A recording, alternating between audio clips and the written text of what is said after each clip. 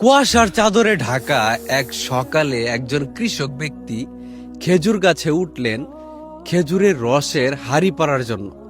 তার দুইটি মাত্র খেজুর গাছ ছিল। সেখান থেকে একটি গাছে উঠে তিনি দেখতে পেলেন খেজুরের হাঁড়িতে একটি বিষধর সাপ।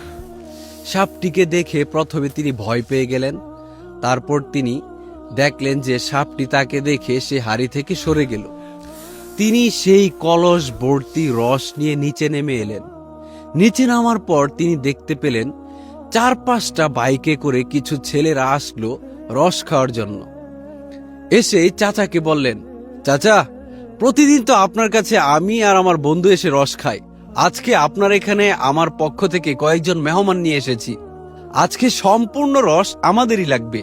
তখন সেই কৃষক চাচা মনে মনে ভাবলেন, আমার দুইটি মাত্র খেজুর গাছ আর দুইটি কলস আমি বাদি, সেখান থেকে একটি কলসের রস নষ্ট। আমি কি নষ্ট রস তাদেরকে খাইয়ে দিব, নাকি সেই রস ফেলে দিব? এরকম চিন্তা করার সময় ছেলেরা জিজ্ঞাসা করলো, চাচা, আপনি কি চিন্তা করছেন? কেন এভাবে চুপচাপ হয়ে দাঁড়িয়ে আছেন? আমাদেরকে রস দিন, আমরা রস খাওয়ার জন্য এসেছি। তখন সেই কৃষক চাচা বললেন, বাবা, তোমাদেরকে আজকে আমি একটি হাঁড়ির রস দিতে পারবো, অপরটি দিতে পারবো না। তখন এক ছেলে চেঁচিয়ে বলল, কেন চাচা, আমরা কি টাকা দিব না?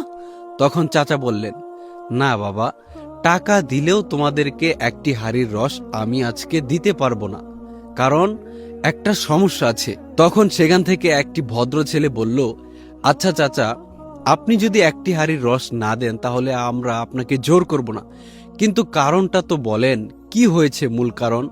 তখন চাচা বললেন, দেখো বাবা, আমার দুইটি খেজুরের রসের হাঁড়ি থেকে যে টাকা হয় সেটা দিয়ে আমার বাজার খরচ চলে, কিন্তু তবুও আমি একটি হাঁড়ির রস আজকে ফেলে দিব, কারণ সেই হাঁড়িতে আমি উঠে দেখি একটি সাপ, যার কারণে আমি সেই হাঁড়ির রস তোমাদেরকে খাওয়াতে চাচ্ছি না।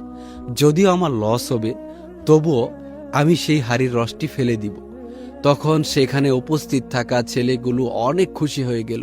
চাচার এরকম মন মানসিকতা দেখে তারা অনেক আনন্দ পেল। তাই চাচাকে সবাই পুরস্কৃত করলেন। সকলেই সকলের ওয়ালেট থেকে টাকা বের করে চাচাকে 10,000 টাকা দিয়ে দিলেন। চাচা অত্যন্ত খুশি হয়ে গেল।